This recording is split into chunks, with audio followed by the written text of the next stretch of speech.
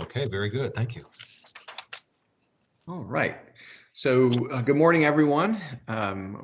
Mr. Karen here. I will call this Finance Committee meeting of February 23rd at 9 a.m. to order. And let me first apologize for last week's calendar snafu with things going on with the health department using the Expo Center. We had to change our county retreat date, and I did not catch the double up on the calendar and Outlook. Normally it doesn't let you book two things, but for some reason or other it did, and I apologize for that. I appreciate y'all moving this meeting to today.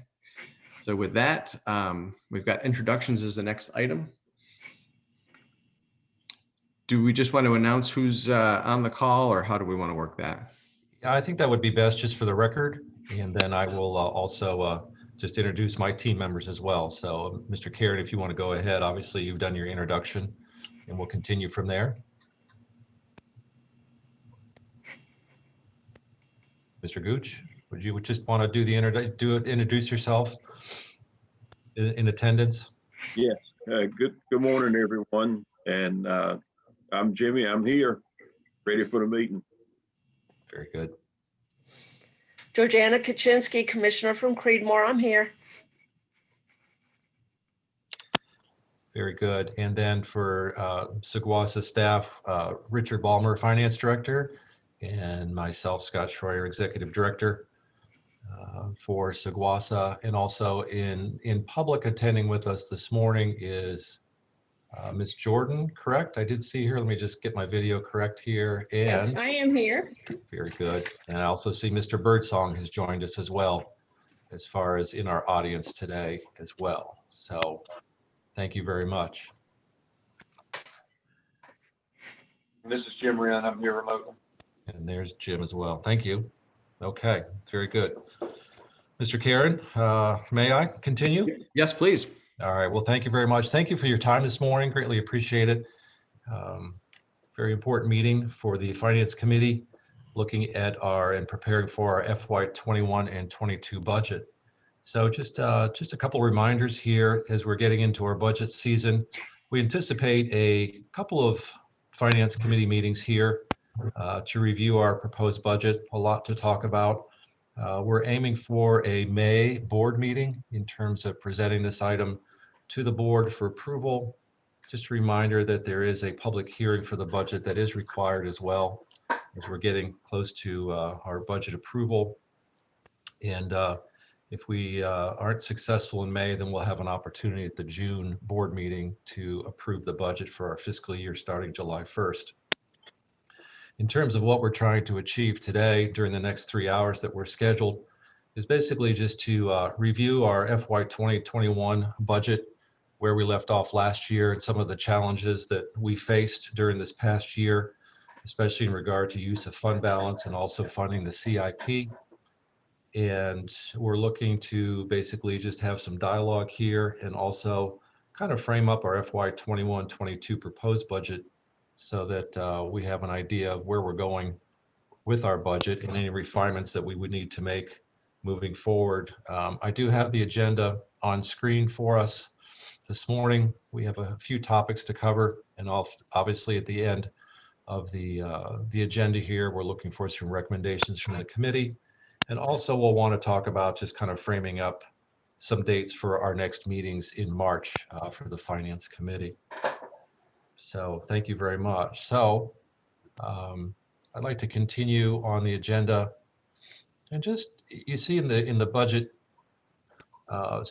documents this morning, one of the first things I thought that we would do is just go back to our FY 2021 budget in terms of our Finance Committee recommendations. And once again, this is just to kind of review where we were last year, talking about some of the items that were included in the budget, some of the challenges that we were facing. And I'm just going to ask Richard, would you just acknowledge that you can see my screen, please? Just a thumbs up would be helpful. Yes, I can. Okay, very good. Thank you. I just want to make everyone, is it legible? Large enough? Okay. It's on to me. Okay, very good. So, and again, dialogue and conversation here, but I thought it was good for us just to kind of jump back to where we were last year at this time. Now, You can see the header at the top of this document is FY 2021 budget recommendation that was not approved by the board.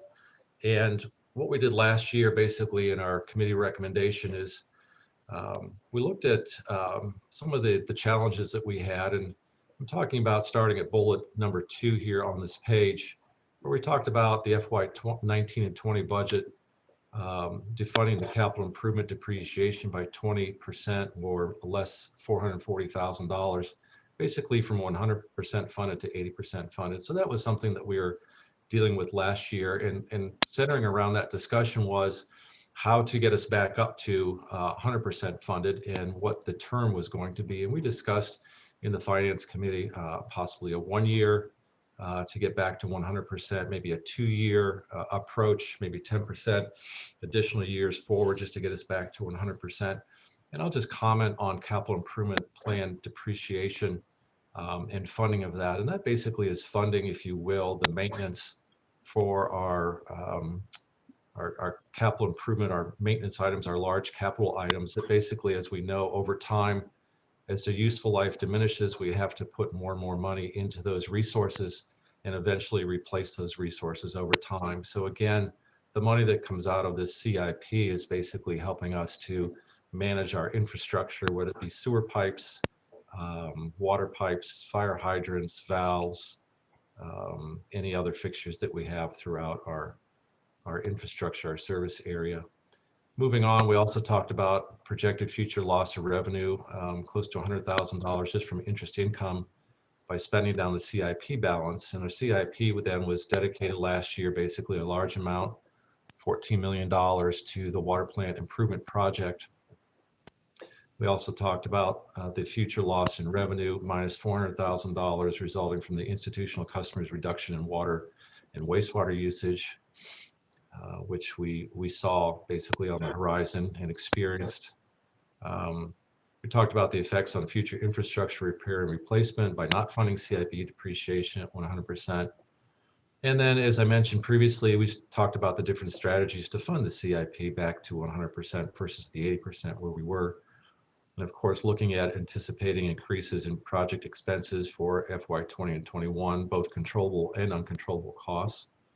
And at that time, we were looking at just beginning the COVID-19 pandemic, and we really didn't know what that was going to bring us this coming year in terms of projected revenues or expenses. It was quite a roller coaster ride. It's hard to believe it's already been a year, but we've got that experience behind us. And as you all know, just completed our 6-month payment plan program as well to help customers through that period. Of course, we're always looking at cost-effective tactics to achieve greater outputs, and I think that our teams did a great job this past year being very efficient and excelling in a lot of areas with the budget that we had, and also some operational considerations at the same time. And this is contract versus in-house. This is something that we're always reviewing, is to find out what's the most cost-effective and the best service that we can stand up to our customers for our infrastructure maintenance and repair to make sure that we get the best value. And then also we talked about rate structures, of course, and rate structures were not so much just the rates specifically, if you will, although we spent a lot of time on that, but also talking about just the structure of and rate studies, if you will. Last year we did touch on that. So we covered a lot of topics last year, and that was pretty much kind of what came out of the Finance Committee recommendation. And this was the background information that you see here that then went to the board for initial discussions on our budget. As far as the summary, we are looking at our 2021 budget of total revenues expenditures of just about $13.5 million. And then in terms of our revenues, we were looking at an increase in our water revenue of 6%, resulting from increases to the base and volume rates proposed. And then we were looking at sewer revenues increasing by 5%, resulting from the proposed increases to the base and volume rates. And the Finance Committee had recommended the capital revenue fund depreciation at 90%. So we were at 80%, and the recommendation was to 90%. And I have to go back and look at my notes just to make sure that I'm clear, but I think that we were looking at 10% per year over a 2-year period. So we can pencil that in or fine tune that a little bit later. In terms of payroll and benefits, we included adding 2 positions, an engineer full-time and a customer service representative part-time. And just to reflect on that for a moment, the engineer, we basically had contractual services set up with an engineering firm, McGill and Associates, and we still do have, but we looked at what we were getting in terms of the value for the money we were spending on that, and recognized that we could get greater output by using those same dollars, if you will, to bring an engineer on board full time. So we actually did that. And of course, you've all had the opportunity to hear and work with Mark Hamlet, our utility engineer. We did bring on a customer service representative part-time last year. I think it was about March or April, and that position helped us very much throughout the entire year with customer service activities at the window. And that person sits pretty much up front in our bill pay lobby and helps with our customer service routines at the window there. The budget also included a 2% proposed 2% cost of living, and included a 3% average performance merit for employees with allowable range of 0 to 4%. And just to frame some of the increases in our medical and insurance programs, you can see that we had 12% for medical, vision was 5%, the same with dental insurance premiums. And those were some pretty good rates for us last year in terms of the increases. We were able to control those very well. Some of the things that we can't control, obviously, are some of the next few items as far as workers' compensation, and also the local government employees retirement system percentages. Looking at our expenses and capital outlay, we didn't have a lot of money, quite honestly, compared to the size of our operations in terms of equipment and vehicles that were replaced. And speaking to that, we scrutinize those vehicles every year before we actually look at replacing those vehicles, taking a look at their age and also their mileage and what their duty is basically within the organization. And this year we've made some changes as well as far as our proposed budget. We had specified some large utility repairs totaling about $200,000, and we messaged, included about $2.2 million for depreciation expense. However, once again, the proposed rates were only funding 90%, and it included just over $100,000 for the ongoing maintenance agreements on all of our water towers. In terms of our transfers from fund balance, relatively low, less than $300,000. And then we basically had projected rates. And again, these rates were in this table I'm showing, restoring 9% funding to CIP, recouping the projected net loss of revenue resulting from reductions, and the overall increase to projected operating expenses. So this is basically what we were looking at last year. We had our current rates for 19 and 20, and then we had some proposed rates on this side once again. And this is something to just see across our charts. We also have a volume charge per 1,000 gallons beyond our base charge. And we've been consistently comparing a monthly bill of 4,200 gallons usage for at least 10 years. Richard, let me know if it's been longer than that, but that's something that we put on our charts here just as an average so that we have an idea of what those effects are on the monthly bill, and then also a monthly increase on the residential is what we look at. So just a comparison that we have here. So this information was presented to the entire board for at the required public hearing for review and discussion. And that was the recommendation that we made. The board decided at the time not to, well, let's see, let me just keep scrolling before I get to that point. This was the budget message as well. The budget ordinance for FY 2021. And again, this is a reference document in terms of, this is once again supporting our water sales and sewer use charges with the estimated revenue increases on the top here, and what basically our budget looked like for the fiscal year. I'll just pause there for a moment to see if Finance Committee members have any comments at this point, concerns or questions? None from me. Okay. I'm good. Okay, very good. Thank you. Okay, so now on your screen, I have the FY 2021 21 budget recommendation as approved by the board. And I've highlighted a couple of items on this memo, and this looks somewhat similar to what I opened with this morning, but I have highlighted for you that the approved FY 2021 budget ordinance is without a rate increase to water and sewer rates, thus relying on $1.2 million of fund balance. Let me just pause to take a drink of water for a moment. So you see in the revenues line item that water revenue and sewer revenue were not increased by rate increases to the existing base and volume rates. Again, we move forward with the positions of the engineer and the customer service representative. The budget included a 2% cost of living adjustment, 3% average performance merit raise. Again, capturing basically these projected increases in our insurance, our workers' compensation, and our local government employee retirement system effective July 1st. We managed to keep in our expenses related to capital outlay as far as replacing equipment and vehicles, making our large utilities, and again, our depreciation proposed rates only fund 90% in our ongoing maintenance. So this is pretty much where we left off in, or what was approved, excuse me, in our FY 2021 budget message. And the same information appears in the budget book, and all this budget information actually appears online on our website as well for the public that may be joining along with us here. This is the adopted annual budget ordinance. Again, you should have copies of this available to you in your budget book or again online. And we talk about our revenues on top here, and obviously then demonstrate our expenditures for our budget at $13,495,000.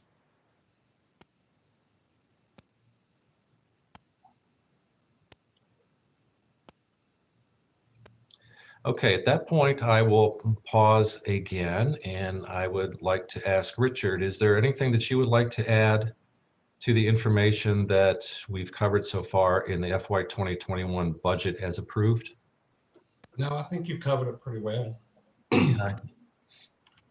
Finance committee members, comments at this point, questions, concerns?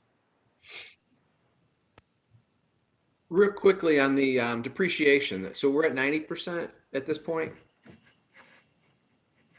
No, Richard? No, actually, we're at 80. we're That's what at, I thought until I saw on the bottom of the budget that it said 90 on the bottom of what was approved. That's why I'm confused. Right where your hand is right now on the includes the depreciation. It says the proposed rate is 90%, but the proposed rate didn't get adopted. So I'm confused by what got approved. We are at 80% like I thought. I think so. I think that might be an error just from a carryover from the previous message. Okay. You're right. I just caught that, but yeah, I believe it was 80%. Richard, would you want to speak to that as well? well, it would be at 80% maximum. And if you assume that the remaining part of the 1.2 million shortfall is coming out of regular fund balance, if you consider the whole 1.2 that you're seeing right there on your screen to be coming out of depreciation, in other words, the full amount of the fund balance being appropriated was a reduction in capital improvement funding and depreciation, then you would be back down to around 50%. So it kind of, yes, it kind of looks, it depends on how you take that 1.2 million. Was it coming out of regular fund balance or was it a defunding of depreciation? But at maximum, Mr. Karen, yes, it would be 80%. Okay, thank you.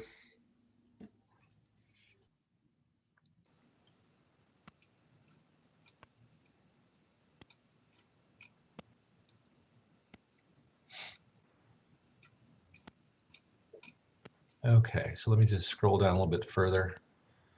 Okay, so before we get into the proposed budget for FY 21-22, I think that really the core issues on the table this year again for the Finance Committee are really kind of going back and addressing again the revenue loss and the use of fund balance, if you will, and then also talking about depreciation, funding our CIP depreciation at 80% currently and getting back to 100%. So I would like to just kind of open up the discussion on that. Mr. Chair, if you would, just to start talking about CIP depreciation again and see if we can come together on some decision or at least some ideas about getting back to 100% funding of our CIP depreciation, if that'd be okay. Sure. I have one question on the revenue loss. Did we experience in this fiscal year, other than the revenue losses we've been talking about between the Bureau of Prisons and the laundry and all those other ones that were adding up? Are you asking if we experienced other revenue losses other than those three projected?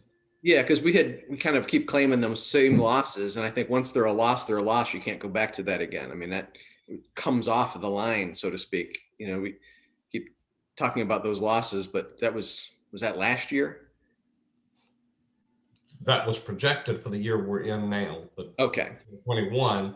And of course, we're still tracking them. We know that, yes, the interest was lost, the laundry was lost. Mhm. The federal institution right now has not been a loss up to this point, but we're seeing that start downward. Yep. But no, to answer your original question, we haven't seen any other sectors decline significantly. Okay. The rest of them are right on target. Great. Okay.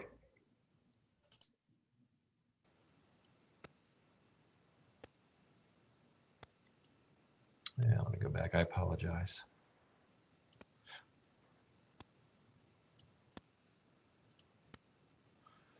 Okay, so Finance Committee members, so I think that I would like to pick up the topic about depreciation and funding depreciation.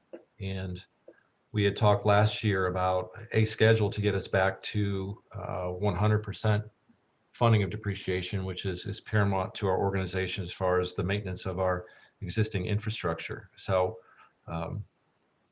we have prepared in this year's budget moving forward, a structure to get us back to, and the supporting rates and revenues to get us back to 100% depreciation funding. And I would like to know your thoughts on that type of scale in terms of jumping to funding 100% moving forward, or your thoughts on maybe staging this over a couple of years. And obviously I will show you the document supporting that so that you have that information in front of you as well to let you know potentially what revenue increases we're looking at, and also not relying on using fund balance to move us in that direction. So Commissioner Karen, any thoughts on that? It's 17 and 14. I think it was 6 and 5 last year. Wouldn't go for it. So I hesitate to recommend double what we recommended last year. I think it's just a non-starter. I don't know. I mean, I hate to sound like a babbling idiot here, but recommending that would just be a no. So in terms of funding depreciation, so that's kind of where we're standing here. We're currently at 80%.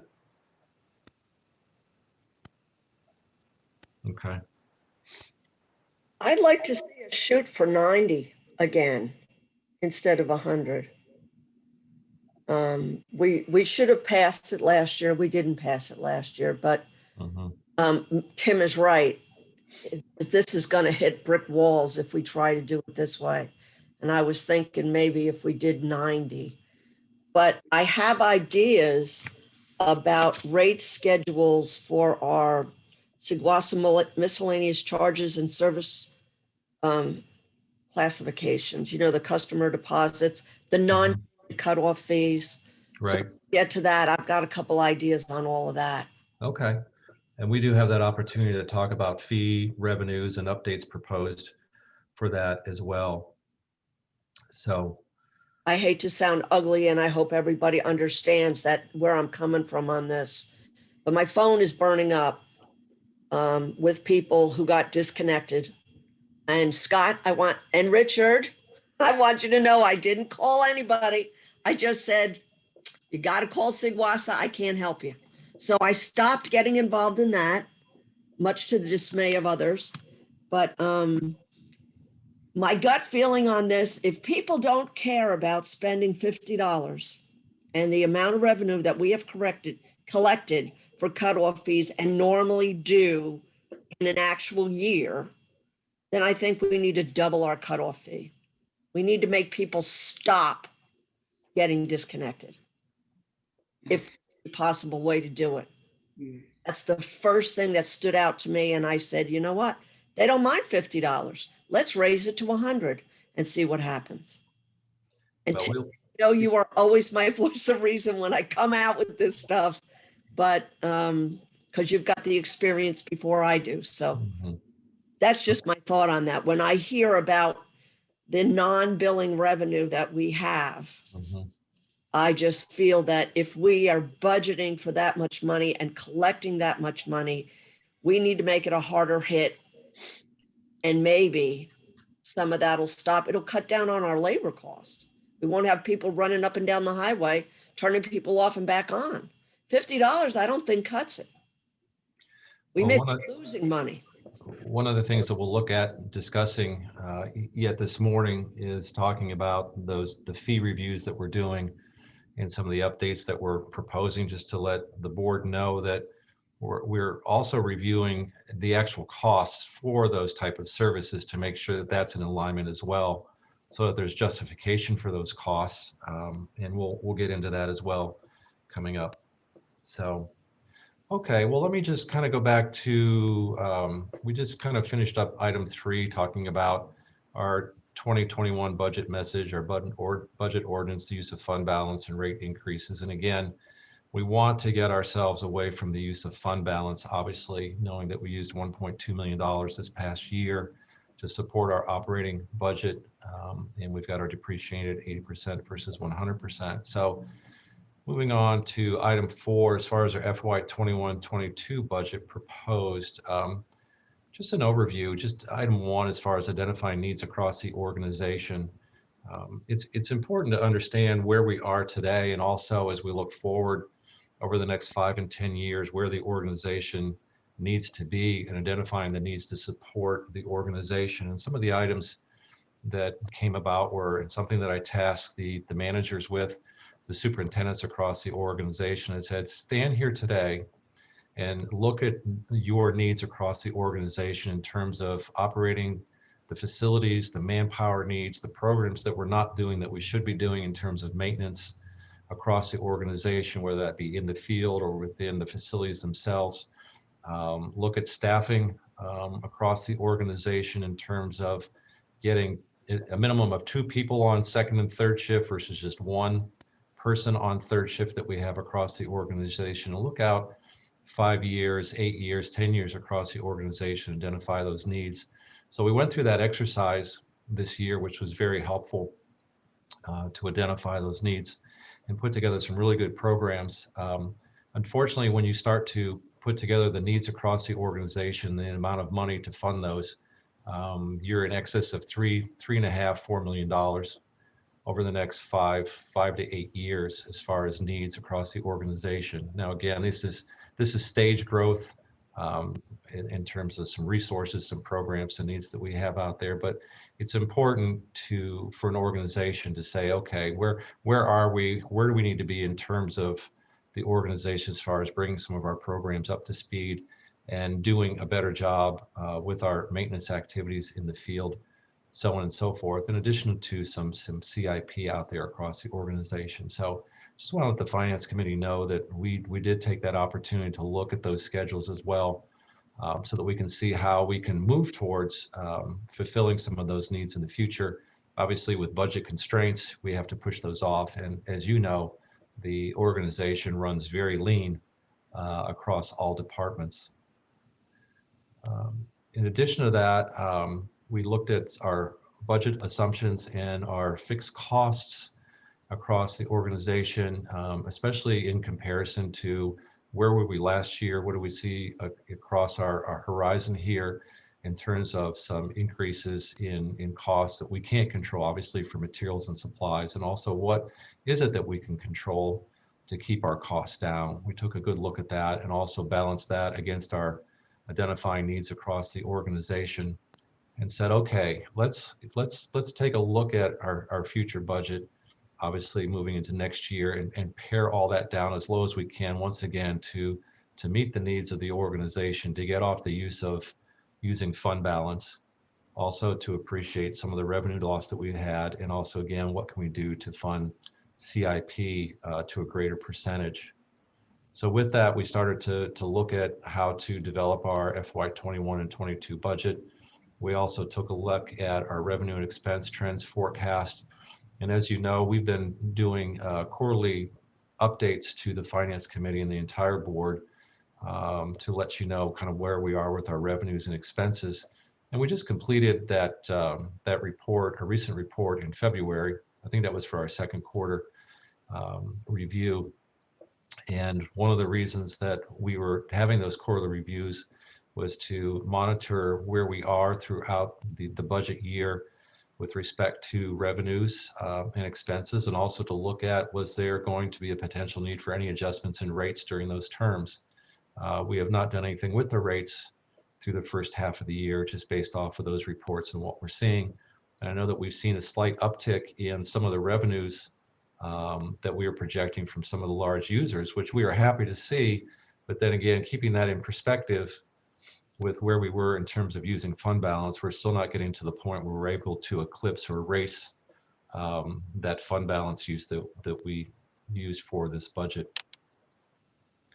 We looked at, reviewed our current and our future rates to support the programs and pare it down as best we could, once again, with looking at depreciation, funding, identifying our needs across the organization, fixed costs, those type of things. And then we also looked at our fee reviews, and we talked about some updates across the organization. And we have an example of that today that we're going to bring forward at the end of the presentation to show you that. But just want to let you know that at a future Finance Committee meeting, we'll bring forward to you recommendations on some of our current fees that we have, plus some new fees, once again, looking at the cost of service related for those services and coming up with table of values for known expenses that we have for labor, equipment, and materials to provide those services related back to those fees. So an adjustment is necessary, if you will, for that. I'll move on to and touch on just a moment here. Item 5, personnel and position changes recommended. Close to nothing in terms of add-ons for FY21 and 22. I'll talk about that as soon as we get into the budget review. And then, of course, I'll touch on the other items as far as other topics and then our recommendations. Before I move on to the proposed budget, any questions from the Finance Committee members? Before you leave the personnel positions, are we currently fully staffed, or are we down? We are fully staffed at this time. The only position that has not been filled, and this is a contractual position, is the media communications person that the board approved last year. And again, that was a part-time position, but it was contractual. So it's not somebody that is on staff. And we've had challenges filling that position this past year.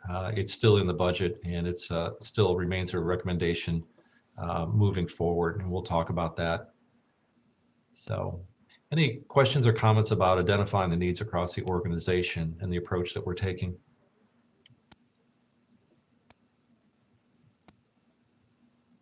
No? Okay. Scott, if I may, just, Tim warned us last year about the perils of not raising the rates. And we're also seeing the effects of taking from the fund balance and not fully funding our depreciation. And we were warned that, kicking it down the road was going to make it worse this year. So we're seeing that in the proposed rate increases. And, as much as I don't want to see rates raised, we're at a point that we either raise the rates or we continue spending from the fund balance, and spending from the fund balance is not feasible. It's not a long-term solution. we looked at that spending last year as it was a rainy day. It was a rainy day fund we were taking money from, and it was raining. So, we were trying to get through the pandemic. The pandemic evidently is still with us and will continue to be with us for some time to come. So, this is kind of reality sitting in for us. Thanks. That's all I got to say. Okay, thank you. Thank you very much. So I haven't, If I may add one thing.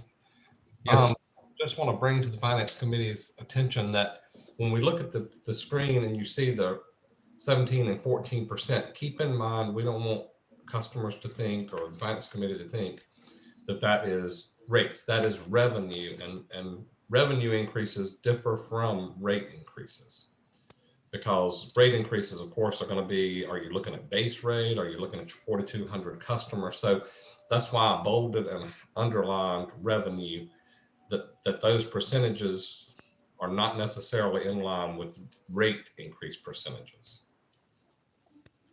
that's a good point, Richard. Thank you. And we'll look at the rate tables on the following page.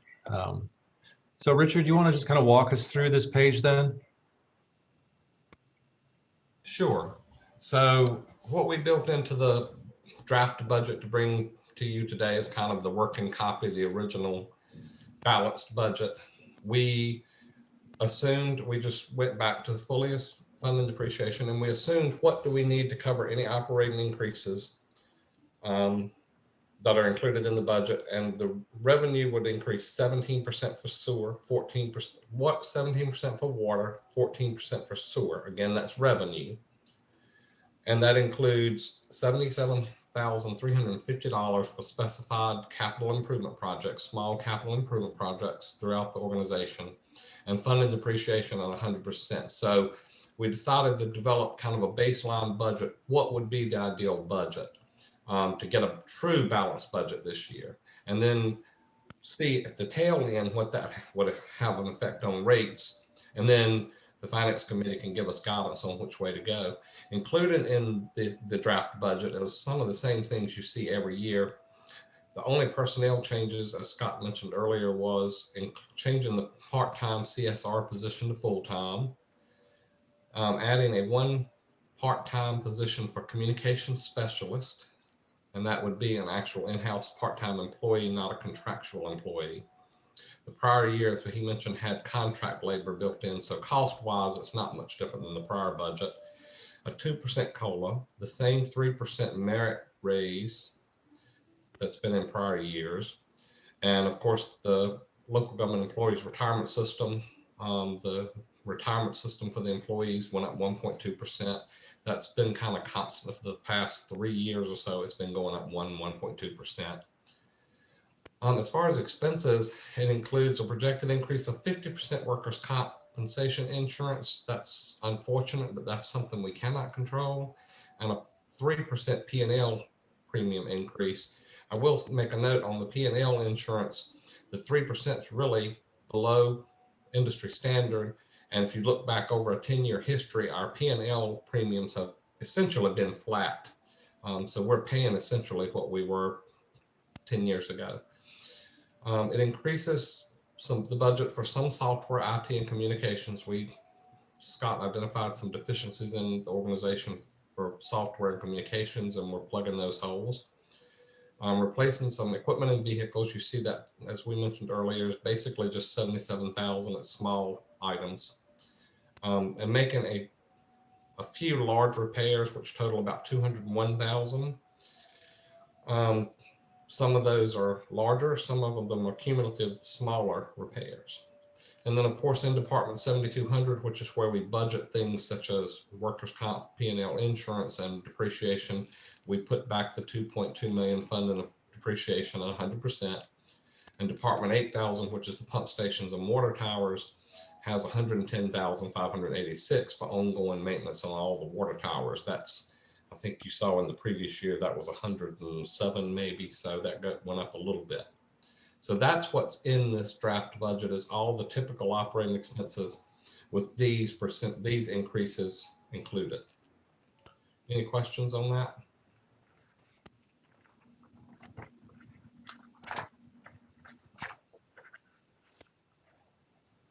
You know, I do have a question, Richard. I'm so sorry.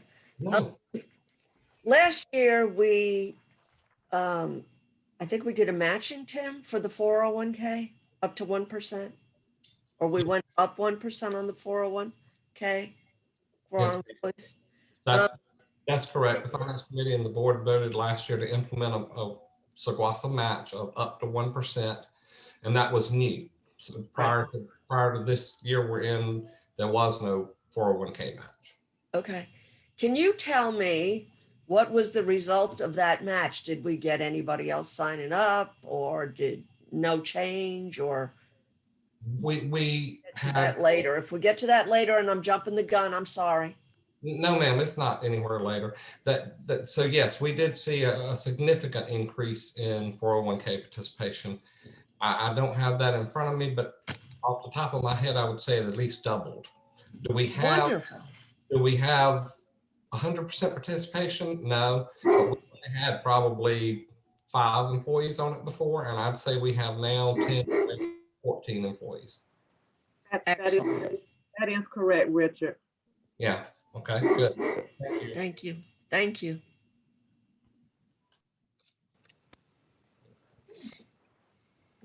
Okay, so Richard, continue for us, please, on the annual budget ordinance, if you would.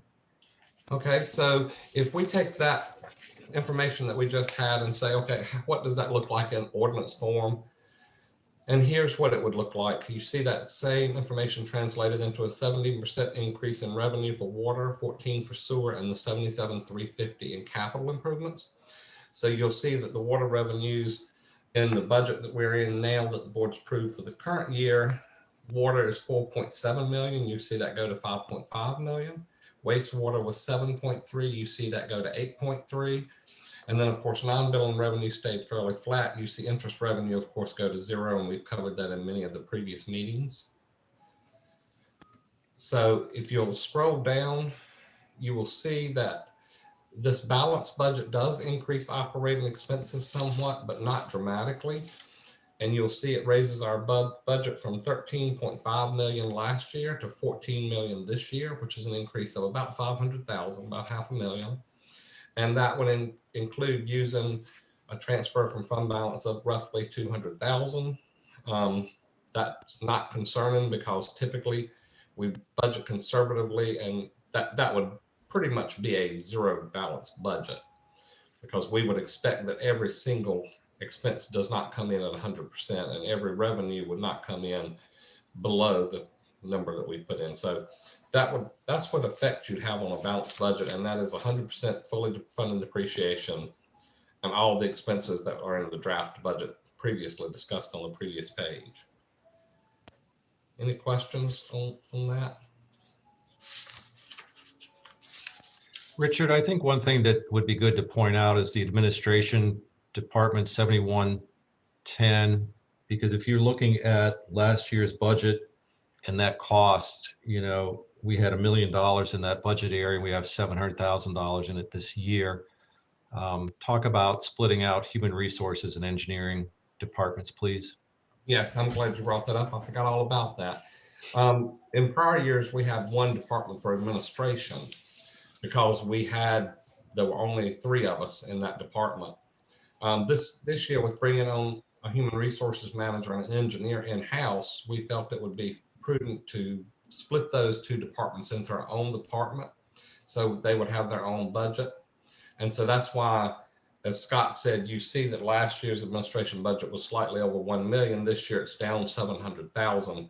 But truly, to get a comparison with prior years, you'd have to combine administration, human resources, and engineering.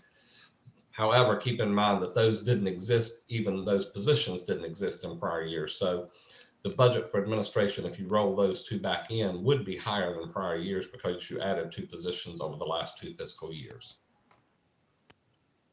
So thank you. I thought that was important to point out as well. And it helps us just to categorize expenses, if you will, within those operating departments. That's why we did it. Richard was keeping great notes in the administrative budget related to the expenses for human resources and engineering. And we just he recommended this year, it was a good point to split those out moving forward, which I agreed. So that's why you have that in front of us. Richard, anything else on this page that you want to, I guess, just continue, I guess, right, down the page? That'll be fine. Yep. So that's really the only highlights of those. As you see, the 1.2, almost 1.3 million in the current fiscal year being used from fund balance, that goes down to under 200,000, essentially none of fund balance, truly balanced without fund balance use. Once we get to the final budget and get recommendations from the finance committee, that number will probably come closer to zero, because we would tweak the revenue a little bit as right now it's rounded down to the 1,000. We would probably go up to the 50,000 level. So that number would kind of come down. Richard, what makes up the 254,000 on the engineering entry? Okay, I'm sorry, repeat that, please. The 254,000 in engineering, what makes up that? I know that's not Mark's salary. So what makes up that total number? Okay, that's a very good question, because we didn't have it in the past. It does include, of course, Mark's salary and benefits, but there are some larger numbers that were moved from administration that I didn't point out earlier, and I should have. We always had things like engineering costs, where we contract with the outside engineers. The board approved using McGill & Associates, if you recall, as our on-call engineer. So that money got moved from administration to engineering. You had some monitoring from pump stations and so forth that Scott and Mark have implemented to improve operations. That is in that department. So it's comprised of a small amount for things like office supplies and supplies, but the chunk of it is pay and benefits, engineering service for outside on-call engineers, and monitoring and software services. And Scott may know a little more about some of that than I would, but. And I thought that when we hired Mark, we were going to save the cost of the on-call engineering. So I'm trying to understand why, when I add the 254, the 110, we're coming back up to the 1 million. The bottom line on administration has stayed the same. It hasn't dropped at all. And I thought that when we hired Mark, we were going to save money for the engineering, and we're back to when you add them all back together, we're still at $1 million. So I'm just trying to understand, where's our savings? I can address that a little bit, and then Scott can probably elaborate on it, because he works more closely with Mark on what they want to do in the future. But if you recall, the board did approve the on-call engineer before Mark came on board, and at that time we were budgeting and projecting $120,000 for that service for a 12-month period, basically $10,000 per month.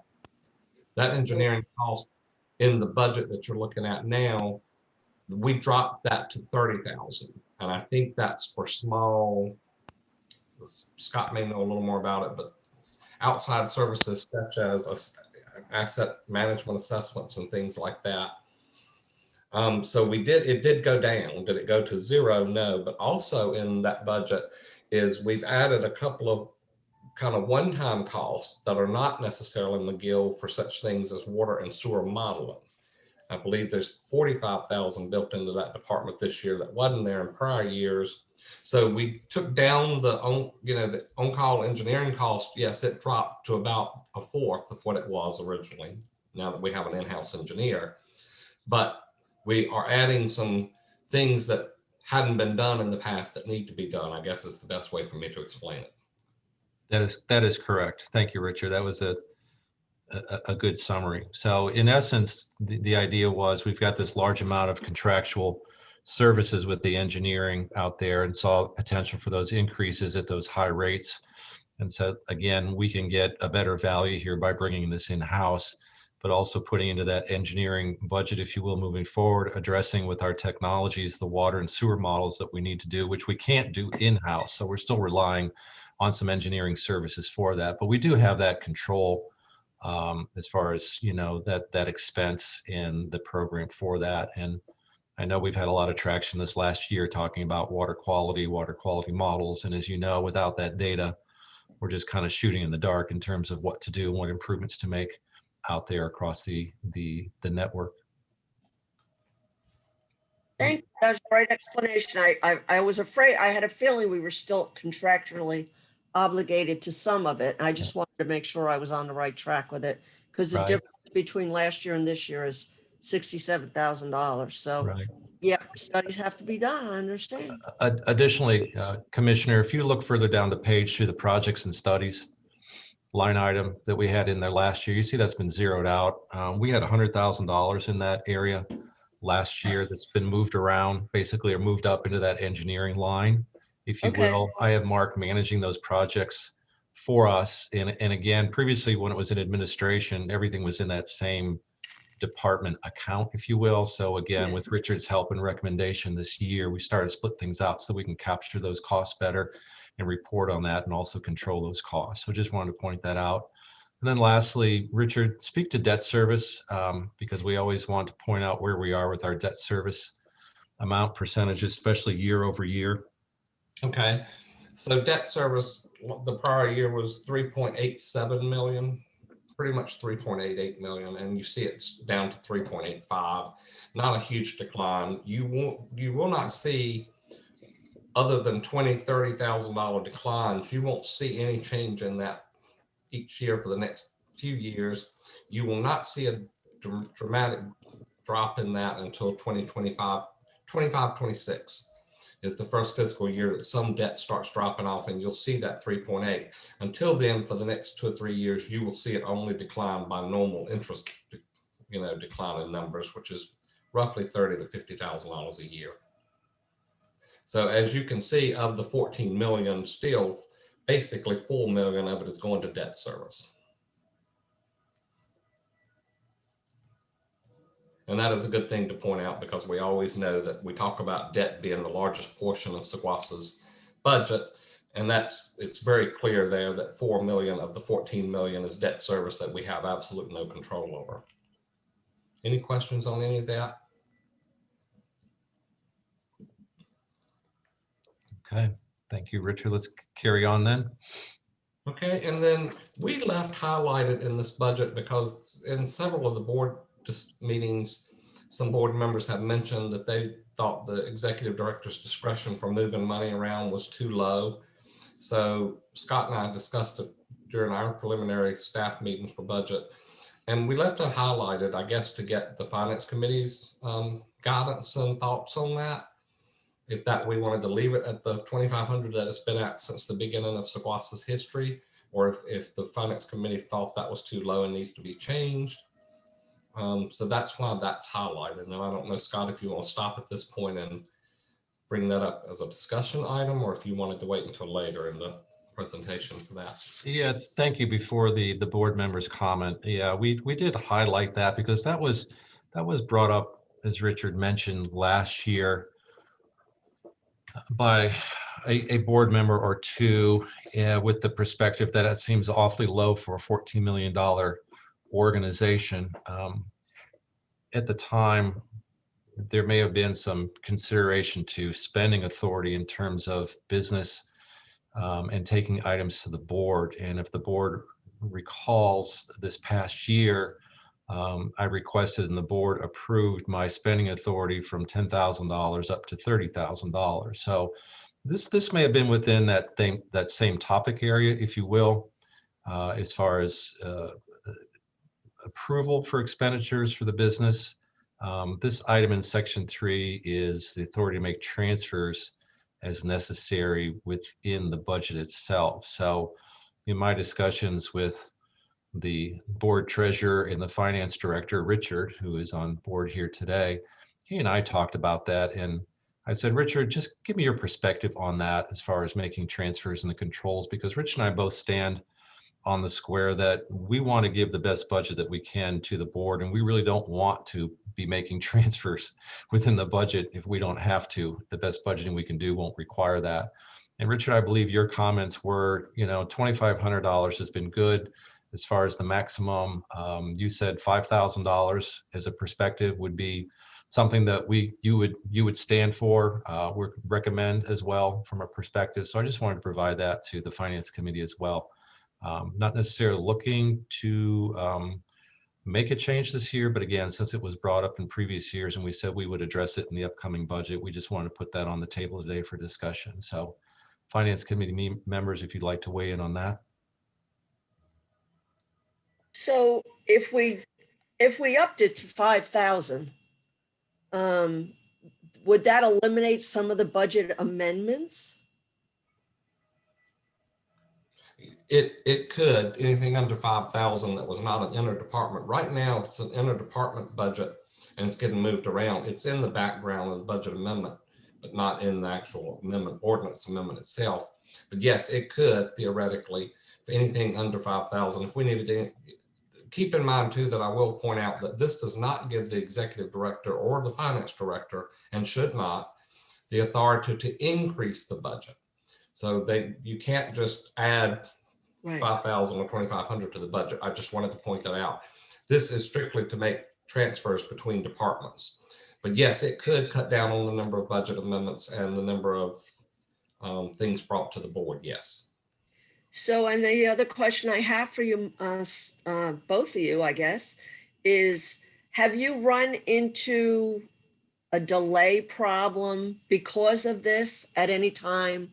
Like in the past year, has there been a delay because you needed to wait for board approval before you could transfer the money?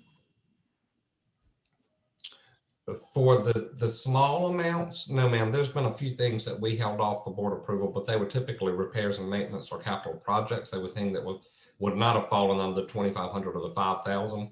So the short answer is no, we haven't in the past year or so. And typically we don't, because what we do is we look in that department, and if there's an offsetting line item that we know we're going to move the budget from, then it's okay to proceed. And most of the time, things of that nature are so small, they're not urgent anyway. So we can wait until a budget amendment comes to the board. Okay. So the short answer is no, that typically does not hinder us from operations. Well, I just, if it makes your job easier, Richard and Scott, then I'm all for changing this. But if you can work within this and don't fix it if it ain't broke, I mean, I'm okay with that. It's up to Tim. I like don't fix it if it ain't broke. And that's I don't want to put more onus on you about moving things around and people accusing of a shell game going on. I think that the way it is now, that kind of is just kind of a fiscal control. The expenditure thing was, on the other hand, a completely different ball of wax. You're talking about a pump and, going down and you have to wait for someone to approve it. That's just silly. But this is a paper thing. So I don't know if it really is again, a necessity that we approach it. And I think that's Scott and I, when we discussed it, we were both of the opinion, and I'll let Scott correct me if I'm wrong, that we don't see a problem with it as is, and we were fine with moving forward. But since it had been brought up a couple of different times, we did want to bring it up to the Finance Committee and say, okay, it's been brought up. How do you feel about it? So I think the consensus is leave it as it is. Is that what I'm understanding? Very good. Very good. Okay, so Scott, do you want to take this one or do you want me to? No, go ahead and continue. We put a lot of information on the screen here. The green column for the current rates, and then we've got two columns, what was proposed in FY 2021 and what's proposed in 21-22. So Richard, if you will, just kind of walk us from the top down as far as covering the base charge per meter size, the gallons usage, and then just some of the notes then at the bottom of the page as well, if you would, please. Okay, so we wanted to, I know in past years we've had numerous scenarios, and sometimes it gets so convoluted and complicated with too many scenarios. So for this first meeting, we wanted to bring it kind of back down to the base. So before you, as Scott says, you'll see the current rates as they were approved by the board, no rate increase. we gave you the column last year. Suppose what would we have had to have last year? Not only what the Finance Committee recommended to bring us up to the 90% depreciation funding, but to get us back to a truly funded balanced budget. What would that rate have been? So that's what your second column 2021 is. And then, as you just saw in the budget, we said we're going to balance it back to a truly balanced budget, fully funded depreciation. What would that number be? So start with that baseline, and then we can work from there. So you see how that stacks up. The current rate for a base rate, which is always a high interest for customers and board members and staff as well. A residential customer would go from $80.24 to $89.53. And it goes down by meter size. Those are usually a little less interesting because it's hard to gauge the use of those commercial customers and institutional customers. But then we go back to the base. Below the dark line, you'll see the monthly bill for a 4,200 gallon usage customer. So the two interesting points are usually what does the base customer pay and what does that average benchmark customer of 4,200 gallons pay. Their bill at current rates is $117.44. To have a truly balanced budget with fully funded depreciation, that would go to $132.50 per month. You see that's a monthly increase of $15.05, which is roughly 13% for that benchmark customer. And down at the bottom, I kind of clarified that the current column is what's actually in place now. The 2021 column is what we would have needed last year to be fully balanced, not at the 90%, but at the 100%. And then that's the same thing that's true for the 21-22 we're bringing you is what do we need to get back to fully funded, fully balanced budget? That's the column you would need. And you'll see the revenue in the gray at the bottom of that 21-22 column comes to the 5.5 water revenue and the 8.3 sewer revenue that you previously saw in the ordinance as that revenue increase that we were talking about, 14 and 17%. Any questions on that? And I guess we would want to pause at this point and open discussion for rate discussions, because that feeds everything we're going to do in the budget process is where we're going to settle on the rates. Right. I love this chart this year without all the other choices. Thank you so much, Richard, for making it easier. I appreciate it. And Scott. Well, and the scenarios were important and are important to us.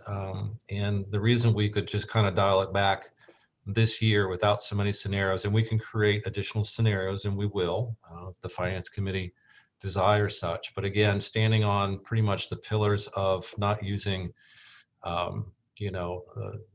fund balance to support the budget and increasing depreciation back to 100% from 80%. This is the picture that you have. So we just wanted to provide that to you so that you had that perspective. And of course, should you want to remain at 80% depreciation or move to 90%, then if that's the decision, we can rework these numbers and come back to the Finance Committee at our next meeting and show you what that perspective is.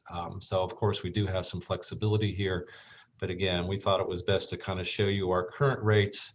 Again, talk about where we were last year and what we were poised to do in terms of the recommendation from the Finance Committee to increase our rates to those values. And now moving forward, kicking that can down the road, it's now that can sitting in front of us again when we have to address it. So committee members, please give us your comments on, again, depreciation and possibly some additional scenarios that you would like to look at, or any other direction to help us guide the budget in terms of our next operating year, fiscal year.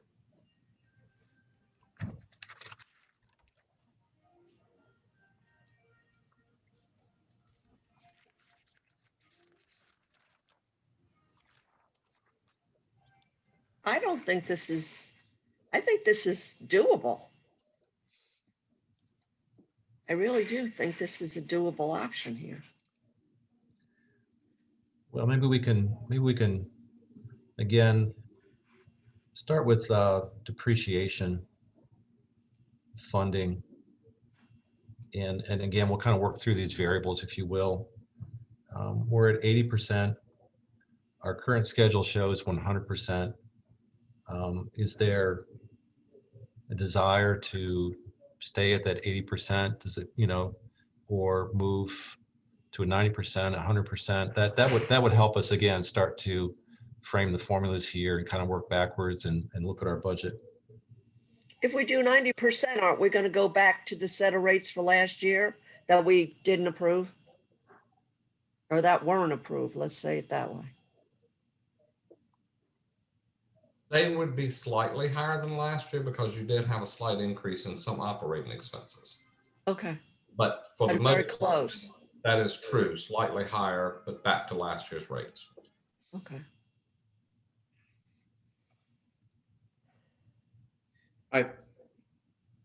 I think that's probably going to be where you need to start at 90%.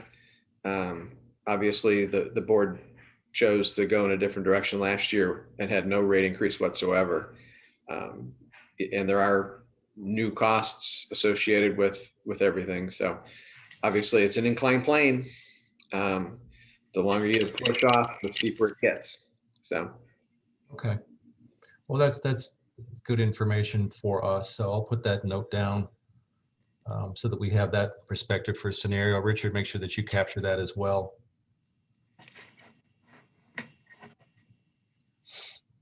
And We saved money in quite a few areas between last year and this year, it seems. And considering the revenue loss that we've had with COVID, I'm a lot more impressed as where I am or where we are than I thought we would be. And I'm grateful to all the work that staff has done to make sure that we didn't do this. well, and I think that, well, thank you. And I think that Richard and I have also taken a look at that throughout the year in terms of our projections so far with revenue and the anticipated losses just in volume from the larger customers. And we've seen that with COVID, we've had an increase in some of the usage, which is then related back to a slight uptick in the revenues at the same time. As we stand here today, the question continues to be, how long will we have that tail? How long will that last? Is that something that's going to continue for 6 months, 9 months, a year? Is this going to be a common theme, a trend? And to that point, Richard and I have struggled a little bit saying, well, it's hard for us to say this is a trend and that we can plan on this revenue moving forward to help balance and offset some of these rate increases. We truly, again, we're standing here on 6 months worth of information, and we're not comfortable making projections based on that. But there was some consideration too that should those revenues continue, we would have an opportunity, for example, that if we did not fund depreciation at 100%, maybe 90%, and Richard, jump in here, that potentially some of those revenues can then be put towards additional CIP projects and depreciation. Is that correct? I think that's true. If we start with the 90% funding and we do see that what we've seen the last few months becomes a more permanent trend, then of course at the end of next fiscal year or middle of next fiscal year, we would do a budget amendment to increase the revenues. And in essence, in doing so, we could use that additional revenue toward more regaining some of that 10% defunding that we have in place. And then if the trend turns out not to be permanent and we see what we're really expected to see last year at this time, then we'd be conservative, we'd be budgeting conservatively. So I think that's a totally reasonable way to start, is 90% funding. And then if we see more revenue than expected, we're funding depreciation more than 90%. But we certainly wouldn't want to go the other way and include that. I'm not comfortable including that 6, 8, 9 month trend during COVID and saying, oh, that's the new norm and that's what we'll use in our budget and count on that revenue for operating expenses, and it doesn't come true, because I would not think it's a permanent trend. Richard, how much would we save to eliminate the 2% cost of living? I don't think that's a lot of money. Right. Bear with me 1 second. I can tell you that. So the 2% COLA is roughly costing um,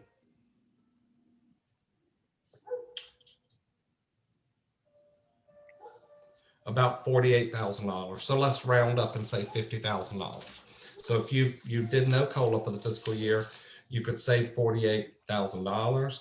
If you, the other option that's always available to boards, and you see this happening quite often, is they'll say, well, let's split the baby. Let's do a pay increase in January instead of July.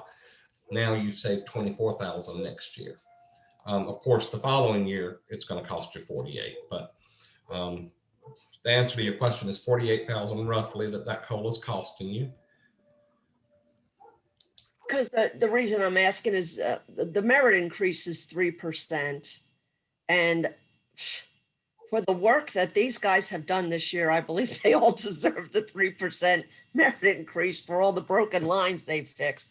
And I just was, and that would bring our difference in last year to this year's budget down to 17,778. And that might be where we go back with the dropping back 10% of the depreciation, and it might help us bring it back in line.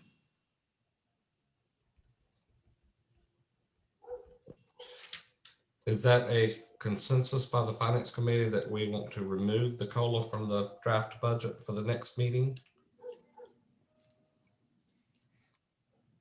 I'm hesitant. Now, if you'll go through and explain to me just once again, and the MAP study that we just implemented,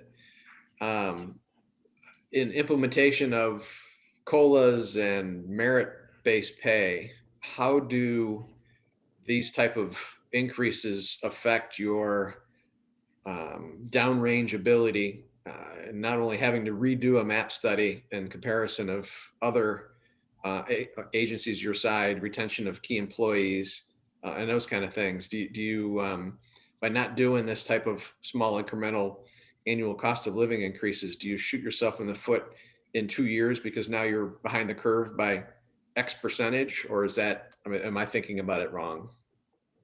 No, I think this year you're correct. In fact, we're starting to move towards some new terms here and move away from COLA, quite honestly. And it's really market competitive wage. And that's what you're talking about, actually, is that competitive marketplace. And, you know, you wouldn't want to trade in another year $48,000 in a COLA across the organization potentially for market competitiveness, because you could spend that same amount on a consultant to come in and tell you where you should be, where you shouldn't be. And of course, it does come into play in perspective when we're trying to hire the best and the brightest out there, along with everybody else in the region. And we all know that, you know, prospective employees are very savvy to what organizations are paying and what the ranges are. And of course, we need to your point, stay within those ranges to be competitive. I believe when Richard and I talked about this as well in preparing for these meetings in our budgets, we took a look at that. And keep in mind that our merit pay is a range, so it depends on, it's not an automatic, it depends on performance. So it's performance-based pay. So at least we have that range, and we can reward those high output achieving employees, which is always good. But I believe in the recommendation from the MAPs, or just the conversations that Richard had before I was here about that, is that you could possibly go a year without that market adjustment, but you really don't want to go too much beyond that point. Richard, did you want to add to that? Is that correct? That's correct. That's what she cautioned the board about in her presentation, I believe 2 years ago, was that we had no COLAs for, I believe, 8 years in a row, and that's why our pay scales were so out of keeping with our competitors and the people we were targeting for employee recruitment. So that is correct. And her statement was, you know, she discouraged it, but that typically if you need to do it to balance a budget, you wouldn't want to go far beyond 1 year of doing that. So you just talked about market-based projections.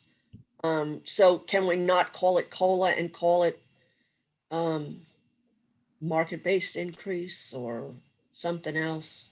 The new term that I heard at a conference last week that they think more accurately reflects what it represents these days is a compensation adjustment rather than the old. Sounds good to me.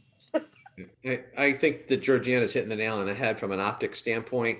Everybody, hears about the folks getting a raise and they just automatically think we're just throwing money away, as opposed to we just got ourselves out of a hole and all of a sudden we're going to start digging ourselves right back into it again. We need to make sure that we stay competitive. This area is kind of a training ground, it seems, in a lot of ways, where we lose, not just our obviously water and sewer operators, but police and firemen or EMS folks. They tend to not do the math and want to ride down the road for 20 cents more. So I worry about, it took us, like you said, 8 years of not doing it. We finally bit the bullet, did it. And now all of a sudden we're going to go ahead and go right back to our old ways. We didn't learn the first time. So Right. I would like to come up with a fancy new term for it, like we're kind of discussing. We'll work on that. And I think that, so is the consensus that we leave the market rate adjustment in our scenario? We'll basically work on a scenario that has a 90% funding of depreciation, but leave in the market rate adjustment. Is that correct? The 2%? I think. Tim? I believe so. Okay. And Scott, before we left this slide, did you want to discuss what those 90% rates would be, or did we want to hold that for the second meeting?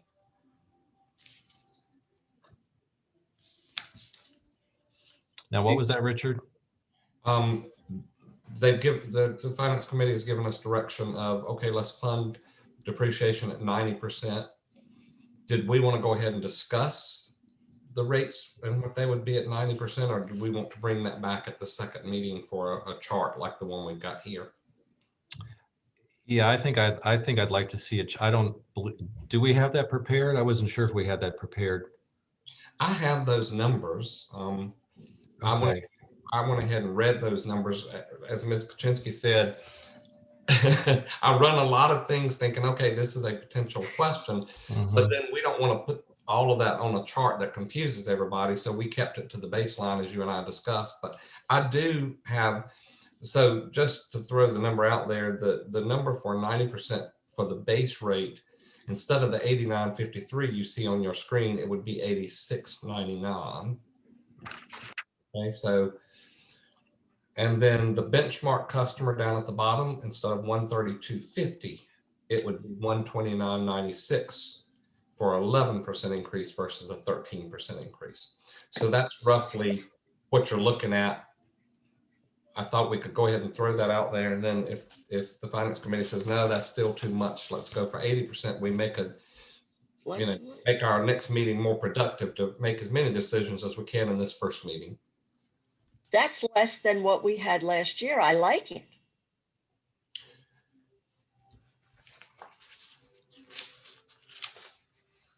What was that? 86.99? Yep.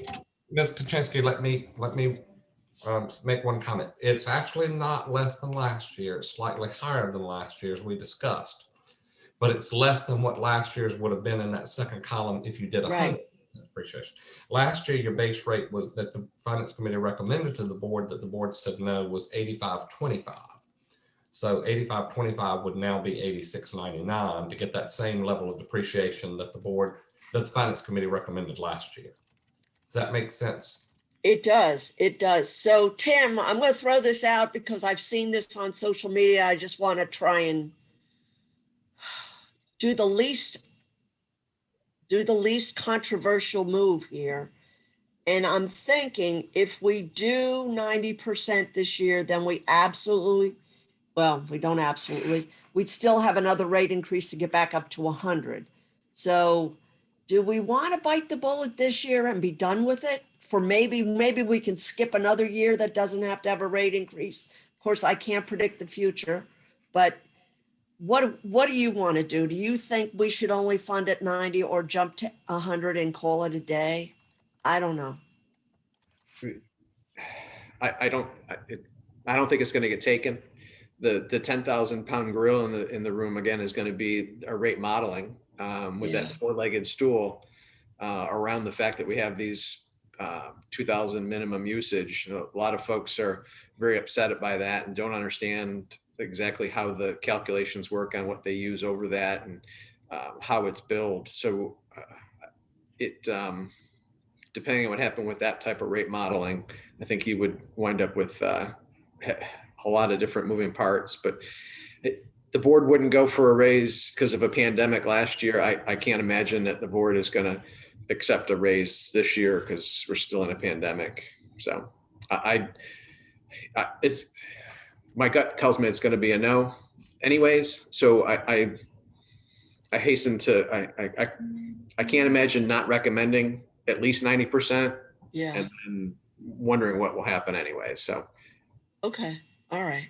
I mean, you've been at this longer than me, so that's why you've done this way before than I have. So if that's what you think, if we have any chance of passing it, if you think that that would be the way to do it, we just have to keep reminding them we didn't pass one last year. I don't know. Excuse me.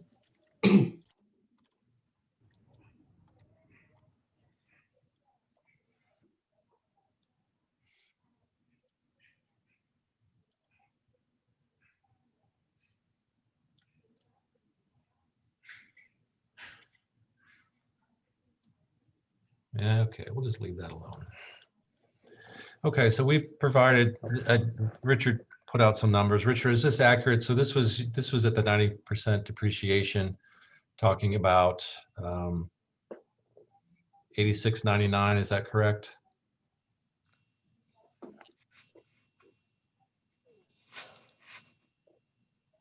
Hang on, we'll get him to unmute in a moment here. Richard, we can't hear you. Okay, so bear with me 1 second. I'm trying to pull up a spreadsheet and keep hitting mute by mistake. Okay. The base rate would be 86.99, that's correct, which would be an 8% increase over the current base rate. The benchmark customer would be 129.96, which would be an 11% increase over what that benchmark customer is currently. So yes, that's correct. Okay, just want to make sure that was correct. Thank you. Okay, so Finance Committee, we've been sitting here since 9 o'clock. Would the committee care to take a 10-minute break and then resume, where we could then talk about some of the personnel position changes and then contract audit services, and also review of fees and updates proposed? Would that be okay to the Finance Committee? Okay with me? if you need one, that's fine. Okay, so I think we could use a 10-minute break here. So we will resume in 10 minutes. So basically at 10:40. Thank you.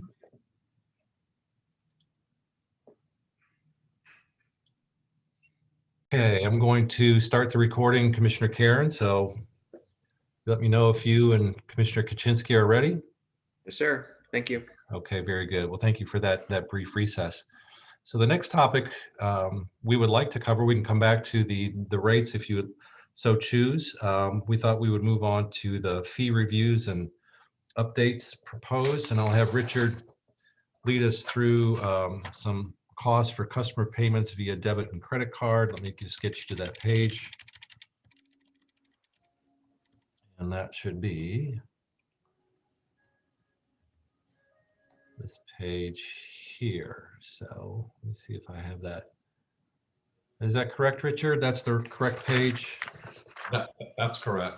All right, so go ahead and lead us through this, please. So as we entered the budget process, and even in the months leading up to the budget process, we, as Scott alluded to earlier, thought, okay, instead of rate increases, are there other revenue sources that we are losing sight of? As we know, most industries, including water and sewer, are going to a fee-based service model on a lot of our services. And as Ms. Kaczynski alluded to earlier as well, we have a lot of small, we have a few small fees in there, but they don't come nearly to the point of recapturing cost. And so we are looking at that very in depth, and Scott may want to get into that a little bit later in the discussion, but the largest cost to us that we touched on in our November Finance Committee meeting is convenience fees and processing fees related to debit and credit card transactions. So we know that up until 2015, as we discussed in that meeting, just to recap briefly, Seguasa charged a $5 convenience charge for online credit card, debit card payments. At that time, we roughly had about 25% of our customers that were paying online, and that was a revenue neutral. Previous finance committees wanted to make that a revenue neutral option for customers. So that $5 fee did make that a revenue neutral option. When we purchased the Creedmoor system in 2015, Creedmoor did not have an online payment portal, but they did take credit debit card cost in the town hall. And so we didn't want to discontinue that service to our customers. So we implemented in-office credit and debit card payment options in our lobby as well. And at that time, the convenience fee went away because there's certain in-person transactions that certain fees cannot be charged, whereas they can through online portals. So we know that that cost several years ago, after we dropped the $5 fee, was roughly $50,000. Projected in the upcoming budget, we're looking at that fee being approximately $82,000. So there's a large cost there that Seguasa has been spreading through the rates because it is an operating cost that has to be budgeted for.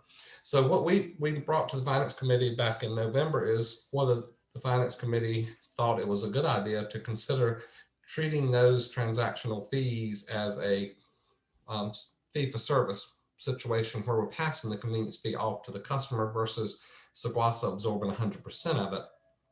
And so to kind of capture that, the Finance Committee had several questions about, okay, what numbers are we talking about?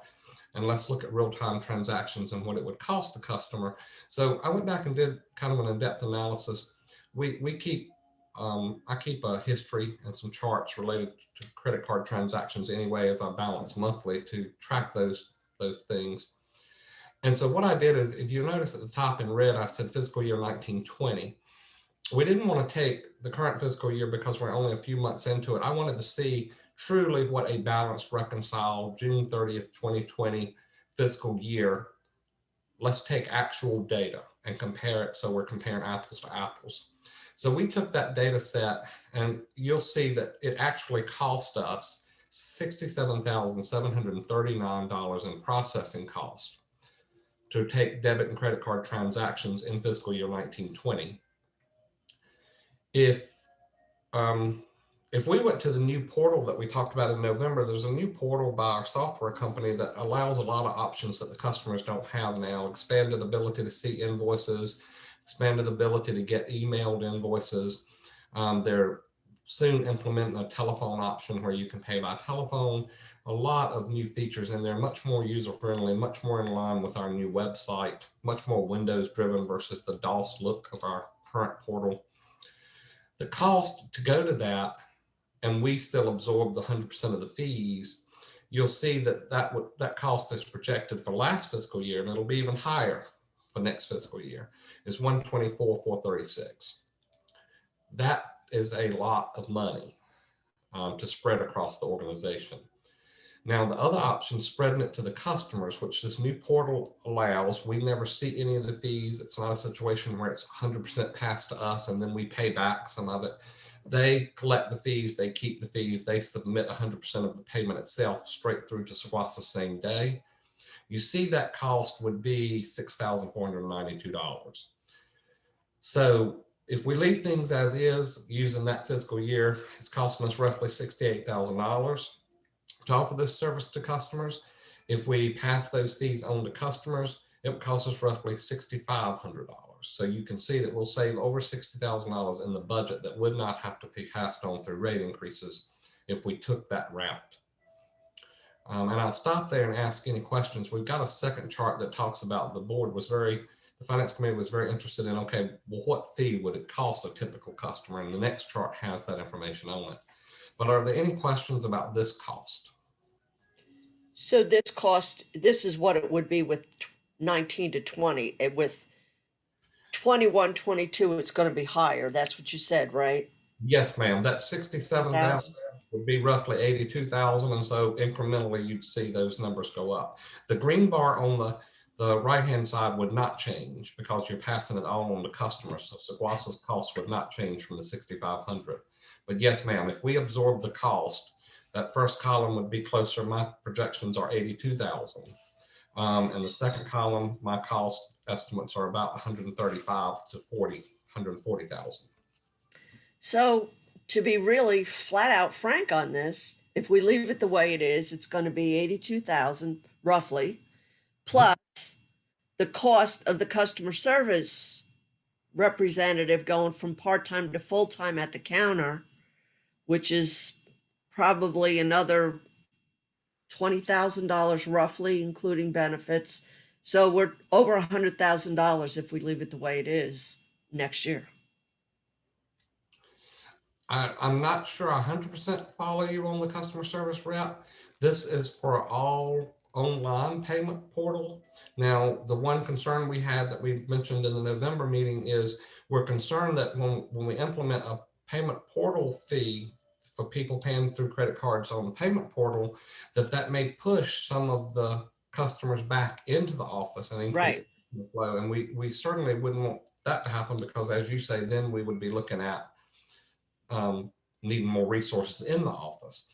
I can tell you that since the pandemic, we have increased our percentage of customers from about 33% to about 48 roughly percent of customers that pay with credit and debit cards. And of those, the largest chunk has been online. Yeah, but what I'm saying is if we put a fee on this, we might increase the people in the lobby, which would justify the customer service rep going from part-time to full-time. So that's where I was going with that, is if we leave it with no fee and we increase the customer service rep from part-time to full-time, we have the cost of the difference in that salary plus the 82,000 that we would have to absorb. It would cost us more not to invoke a fee. Okay.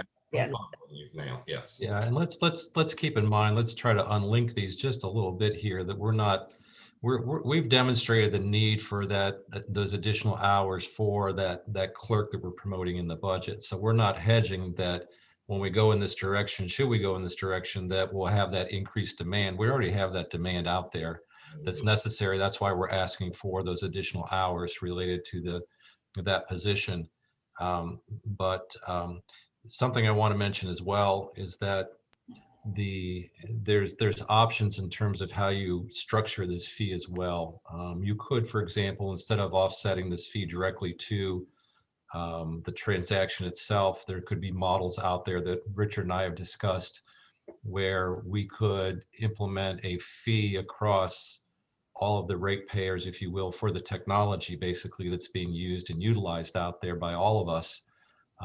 So that it wouldn't be per transaction, it would just be basically a monthly add-on fee for the technology to support our utility billing and the functionality of that. And I will tell you that during the last couple of weeks, where we've had increased demand for making immediate payments for certain water shutoffs and turn-ons, again, a lot of questions came at us about, why can't I pay this via my phone? Why can't I do this online? Why can't I see more of this information? So this is not so much the organization driving the technology of the customers as it is the customers driving it back to us saying, we want these features, we want this convenience. And ultimately, we would like to have a model where we provide those greater conveniences via the technology so that all of us, including myself, can use more of this feature for phone and credit card payments, if you will. So just want to kind of keep that in mind. Again, technology here is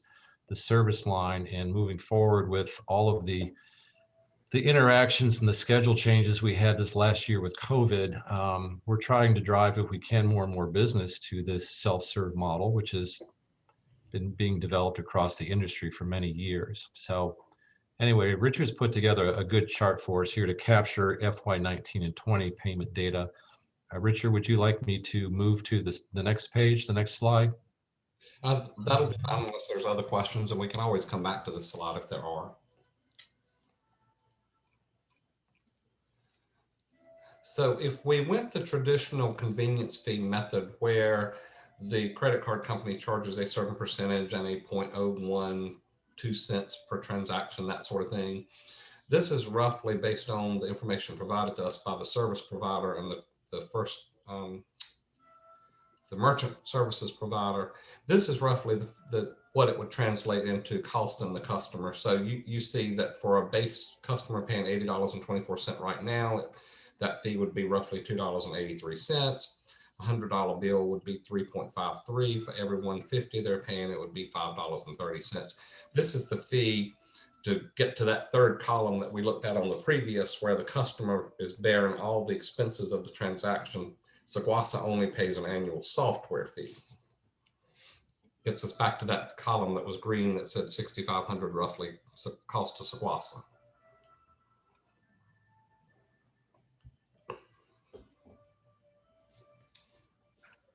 There is, as Scott mentioned, we're researching, and there is another option. Instead of basing it on a per transaction per amount, we can implement a technology fee instead and make it across the organization and make it a separate service fee on every invoice every month. And that would cover not only these convenience fees, but software costs in the office to upgrade and other technology enhancements that the customer wants and needs, website enhancements, that sort of thing.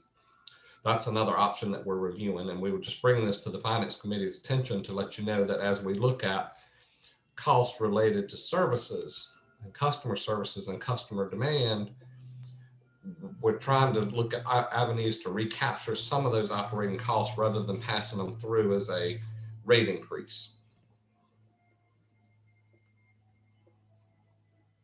Thank you, Richard. Thank you for pointing that out. And we're going to be seeing and experiencing additional technologies and increases just for the amount, or for the software that we need for upgrades in the future, and also credit card processing and the security that we go through to ensure that we are maintaining our credit card data to the best, not to the best of our ability, but to the standards we're held to.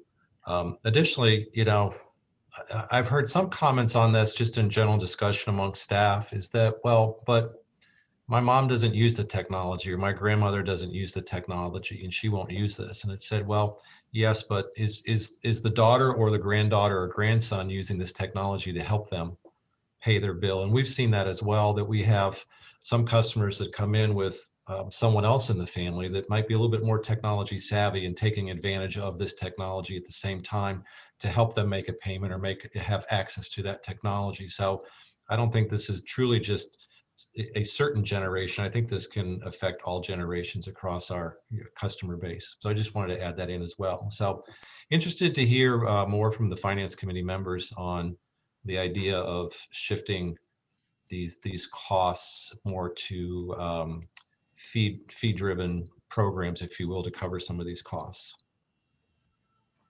If the customers are asking for these benefits, yeah, let's do it.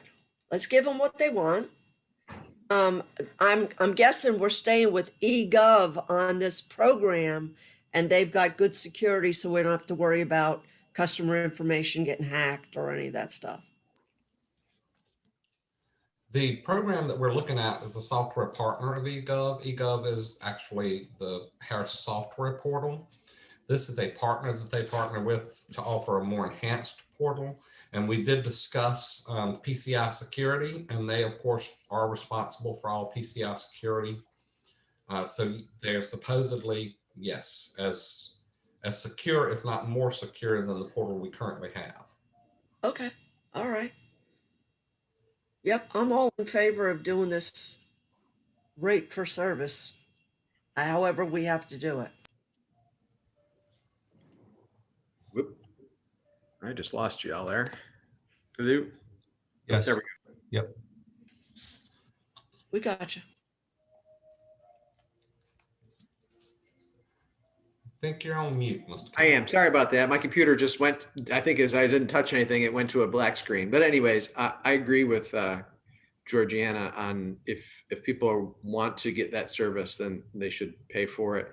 I know other organizations at the window, so to speak, They only take foldable monies.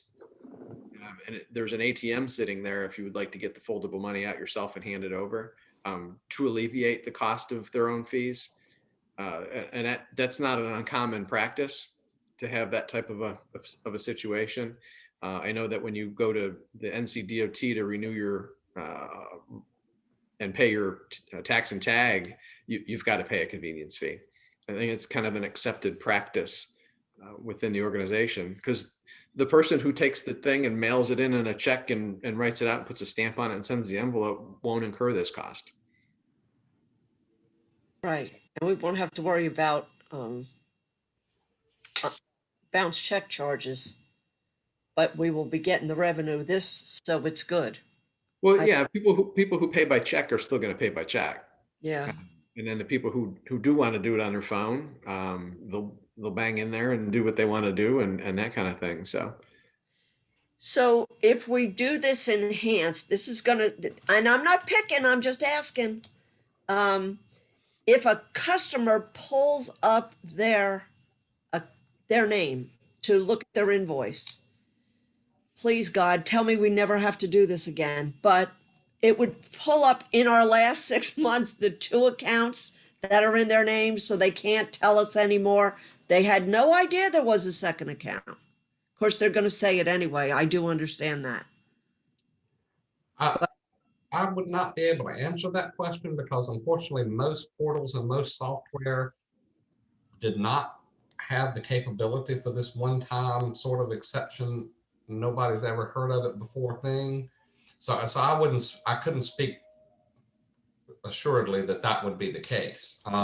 These accounts were separated and segregated out kind of manually by our software company. The portal couldn't accommodate them because they were basically inactive accounts because we could not seek fees and so forth on them for 6 months. So that caused the problem. We did send out notices, and we won't divert too far away from the goal here, but the notices did stipulate all of this, that you will not see this online, but here's your balance. Right. No, I couldn't say positively that this software would accommodate such a rare exception. Okay. All right. Well, maybe it will and maybe it won't, but we'll figure it out as we go along. But I'm in favor of the rate for the service. Okay, very good. Thank you. So let's continue to talk about fees and updates, and I want to bring forward on screen. I just switched tabs. Can you see the rate schedule on my screen, Richard? Yes, I can. Okay. So what I have in front of you here is our board approved rate schedule, July 1st, 2020, talking about our service classifications, our miscellaneous charges, as you can see here throughout this entire bank. And these fees continue on the second page. You're familiar with the ERUs, the SDFs, tap fees, meter fees, administrative fees for bulk sales, those type of things. So one of the things that Richard and I have been doing across the organization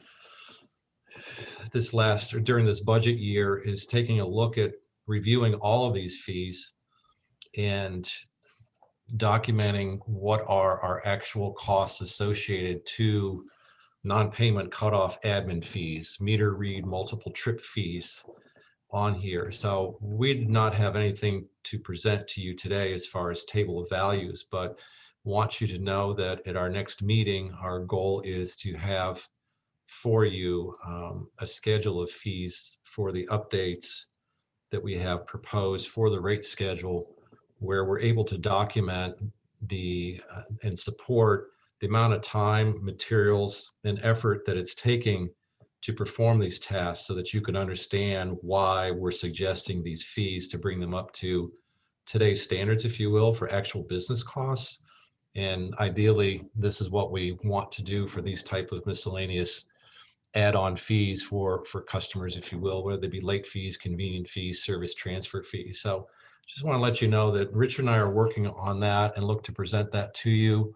Ultimately, we're going to have a schedule for you as well regarding labor behind tap fees based on meter size, bulk sales, those type of things. We're taking a look across the board, and our utility engineer, Mark Hamlet, is leading the drive here on this project to look at and capture these fees for these type of services as well. So I just wanted to give the board a heads up on that. He's also looking at our engineering fees associated to the allocations as well in this area. So Richard, do you want to add anything to that? No, I think that covers it. We're just doing a comprehensive review, as Ms. Kaczynski said earlier, and as we know, as we look at time and materials involved in some of these services, they've increased in demand, they've increased in frequency, and we're just not recapturing the cost of those. And it makes sense to do a fee base so that we're not spreading that as a rate increase to customers that are not using those services. And that's what we're looking at right now. I think we're going to bring forward a comprehensive proposal to the next finance committee board meeting, the next finance committee meeting. Can I ask, when's the last time these rates were changed? Sure. So we looked at these rates, I'd say 3 years ago, maybe. And at that time, in reference to your previous, at the earlier part of the meeting, your non-payment cutoff admin fee of $50 comment, that fee used to be $25. And I think it was roughly 3 years, may have been 4 years ago, that we doubled that to 50, with the same hope that you had that was going to discourage disconnections, because we had increased shortly after we took over Creedmoor's system. We increased from an average of 60 to 80 per month, which was manageable, to as many as 150 to 200 a month. And that was not manageable with our current staff and resources. So we did double that at that time. Most of these other fees, the reread multi-trip fee we just started using maybe 2-3 years ago. The other fees, quite frankly, have been in place as they are now for, oh gosh, maybe as long as I've been with Sequasa.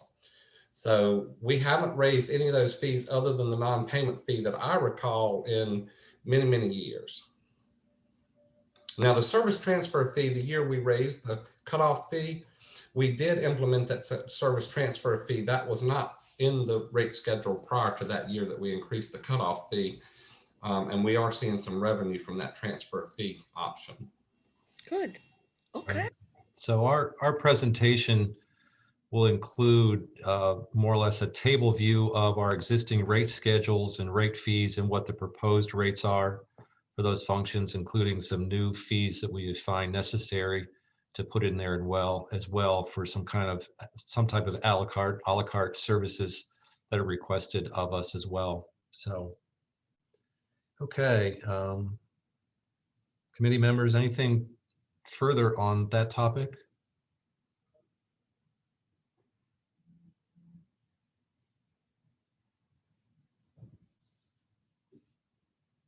Nothing further? Okay, very good. So let me go back to our agenda here.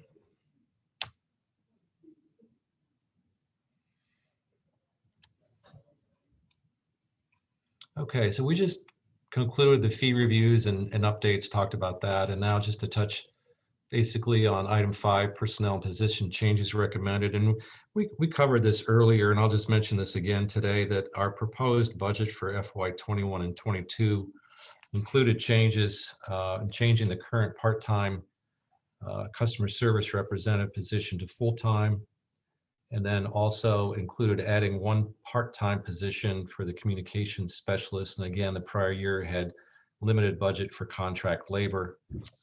Now, I will mention that I think it's a good position for us to be in this next year, to shift some of the load from me being the communications specialist, basically running all the communications for the organization, which I enjoy, but is very time consuming at times.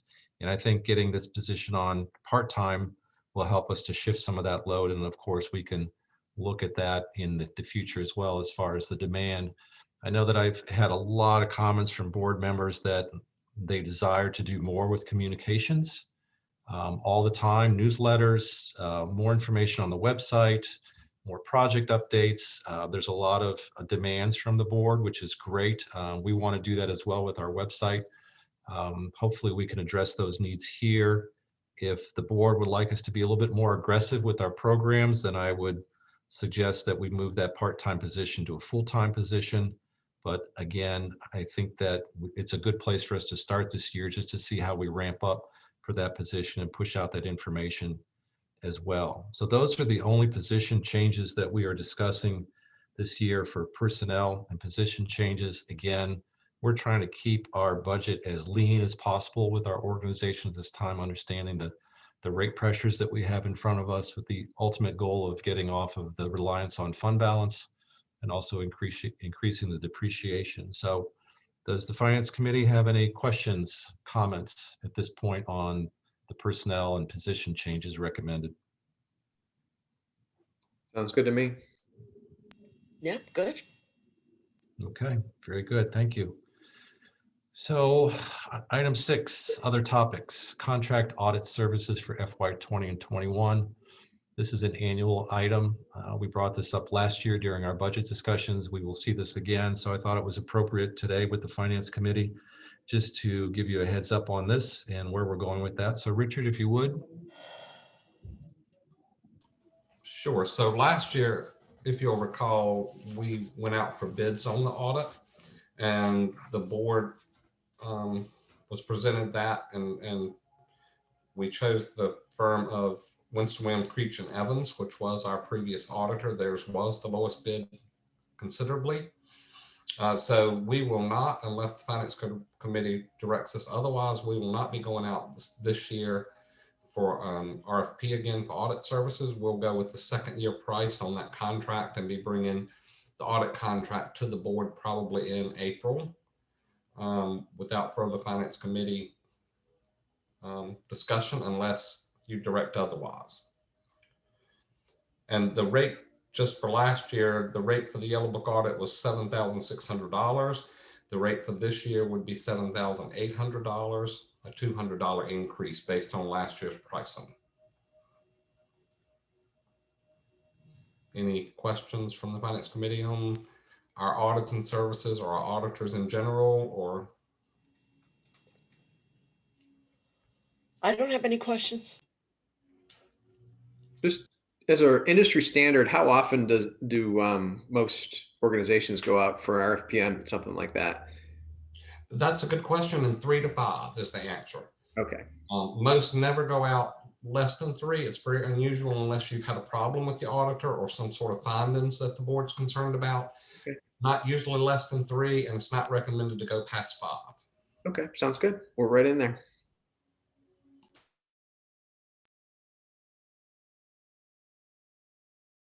Okay, Scott, then I'll turn it back over to you.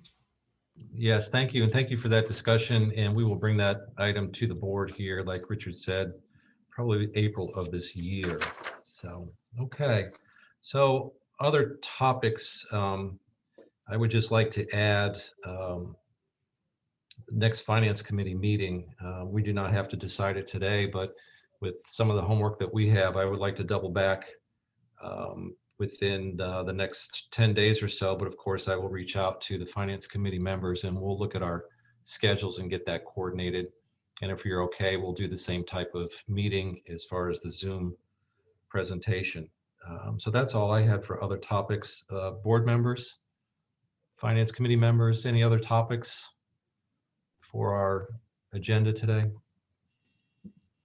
Well, I'm going to make the critical error of assuming the request that was made, I think it was from Georgiana, around review of the pandemic response process is going to be at our actual board meeting, not as a finance standalone. Is that correct?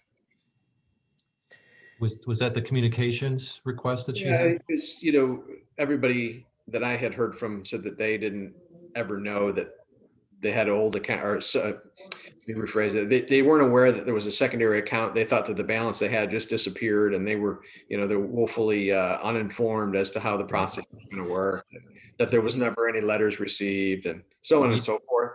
Yes, Commissioner Kaczynski asked that to be a discussion item at our March board meeting, and I've worked with Richard this last week to compile basically a table of values, a schedule to show all that we did on a timeline. And also we have documents that we will present in the agenda package to give you, show you all the letters that were sent out, the correspondence that we had, the robocalls, those type of things, so that the board can discuss that further and ask staff as well regarding that.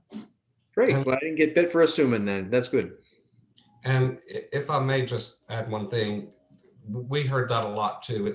The February has been a very difficult time for me and my team. I can tell you that.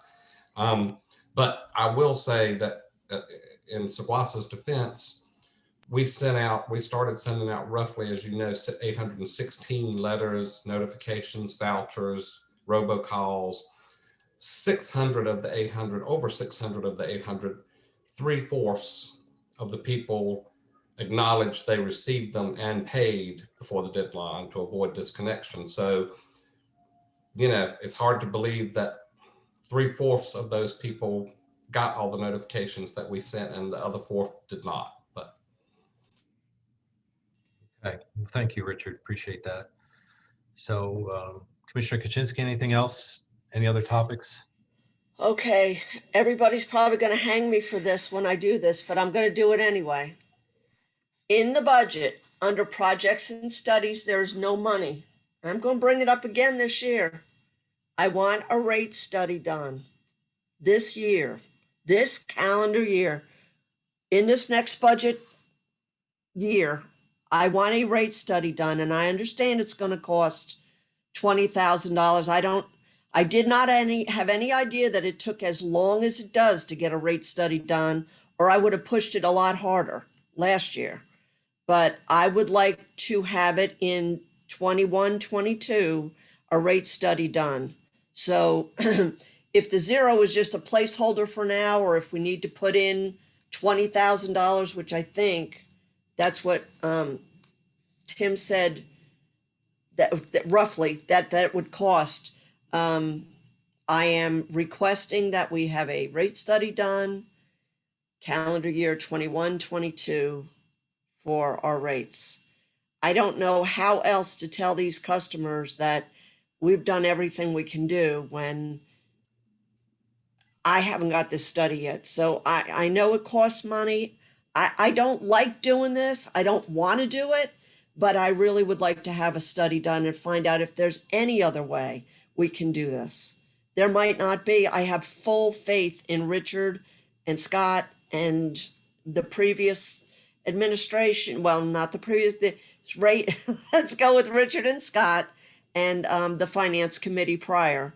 But I just would like to have a rate study done. So if we have to plug it in before we draft this one more time, I would like to ask for it now, unless it can be done some other way with a budget amendment. That number that you mentioned was just a took-us number. It was just a number. Nothing that was not. I wasn't sure, and that's why I asked, because you've done this before. I don't know. That I knew. I thought I had heard that they were relatively expensive, so I was just throwing a number out, kind of to hold a place. So Okay. I don't know what the number is. Okay. Yes, and if I may, I think that it would be prudent for us just to further define rate study, what you're looking for, so that we can get an estimate of the cost for that, so we can be as accurate as we can on that cost.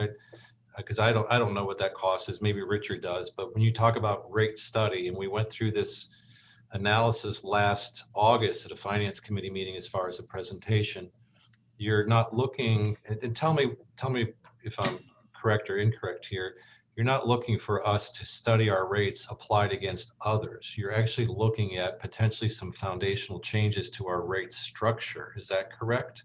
Yes, and create a structure for residential versus commercial, if we can. Richard, your thoughts here. Weigh in on this for us.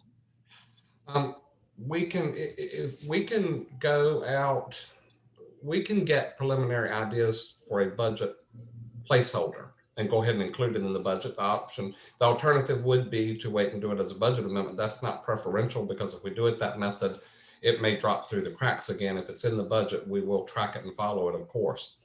I think Mr. Karen is on the nose with his numbers. If I recall correctly, the original study, and that was in 2006-07, ran in the 20,000 range. So I would expect it now that we've got a rate structure in place, they're not starting from scratch, to be somewhere in that 20 to 25,000 range. I know that when we purchased Creedmoor, we had them review our existing rate model to make sure that it incorporated the new system being part of our system versus wholesale. And if I recall correctly, don't hold me to it because it was 6 years ago, but I believe that was just $7,500 to do a review. So, but the process is going to start very much like the strategic plan is going to be, as Shadi told the Finance Committee when we had that presentation, I believe back in August. There's going to be a lot of upfront questions that any firm that you hire is going to want to know about what are your priorities. And if you remember that 4-part chart, if you take away from this side, you're going to increase this side. And so they're going to want the board to give them, here's the various rate models. Now, what are your goals? And if the board doesn't come to a consensus on, well, we want to decrease the residential base rate without increasing the commercial, that may not be possible. So, but we can put a placeholder in the budget for our second Finance Committee meeting. Mark can, and I can reach out to some of the vendors that we know that do these. There's several. Back in 2015, CDM Smith was working with ours. Raftellus was working with Creedmoor's. They're two of the, I think Raftellus is one of the leaders in the rate study industry. Anybody from NCLM that could help us out finding somebody on this? They do. They make recommendations and partner with services. ERCAP does as well for the USDA. They offer a rate review, rate model kind of review part. I don't know that they'll actually go in and revamp your rate model, and that's a free service, but of course that's much more limited in scope. So it kind of, that I guess it goes back to Scott's question about we need to define rate, review our rate study. That would determine the scope and therefore the cost. Right. Yes. And I think that we can do some homework, at least have some costs, try to run down some costs for some rate model reviews. I think that would be good. But I think that one of the key items here, commissioners, is that, and Richard kind of hit on this, when he said similar to the strategic plan, let me remind you that, and I'm just finishing up the final text on the strategic plan from our January meeting. I'm going through all the analysis, the documents, the meetings, those type of things. And I'm this close to pushing out the draft for you of the strategic plan. And you're going to see 4 or 5 pages of goals and tasks. And one of the tasks within that talks about rate model reviews. Now, I think that the board is going to want to review all of those items, and we're going to need to prioritize those items in terms of when they're going to get done, and then associate costs with those as well. So as we stand here today, a rate model may be the topic du jour, but tomorrow or next week, when you see this other list of all these other projects that and goals that the board wants done, they may have to be juggled a little bit to understand really what are the priorities and what are the costs associated with this in the timetable. So I just wanted to throw that out there as well, that we're bringing that into alignment very closely here as well. Of course, ideally, you'd want to have those goals developed, those strategies and the timelines so that you can build your budget around that. We're just a little bit out of phase this year, but we're going to be able to bring that into phase here in shortly, which is good. And then we'll have that to discuss as we move forward during the next 5 years as well, which projects and how they're aligned. So I just want to mention that as well. But we will run down some estimated costs for a rate model review. And I think there was also some consideration for cost of study as well, but Richard and I will talk about that. Okay, great. Okay. So I think does that conclude other topics then, Finance Committee members? Okay, so. Okay, so item 7, recommendations from the committee. I think that we've captured most of your recommendations at this point. Richard, did you want to summarize from your notes the recommendations you hear in terms of the scenarios that we're going to do? Do you Sure. have that? Okay. So what I heard was that for CIP and budget for the next meeting, we're gonna target for 90% funding of depreciation and leaving all operational expenses as they are in the budget that we presented today on the ordinance. We're gonna leave the executive transfer authority at the 2,500 that it currently is in the ordinance, not make any changes to that at this time. We are going to proceed with the convenience fee option of passing that on to customers. And we will build that budgetary impact into our budget as well. And then we are going to get some insight into what a reasonable budget amount would be to include for a rate study or rate review. And that's what we will bring back to the committee on our second round. And I would assume we would bring them kind of a chart similar to what we did today, but now we would have another column on the very tail end that says 90% funding and include those rates. And if I've misquoted any of what I understood or wrote down, please let me know.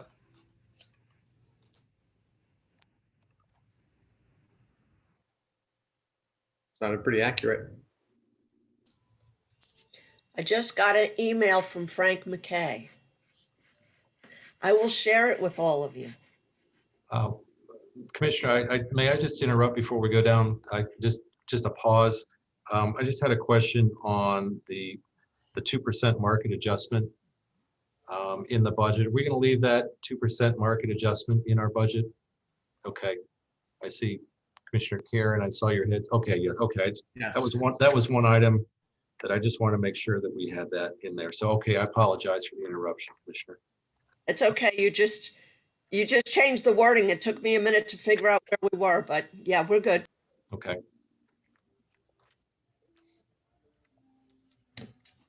Okay, next item is adjournment.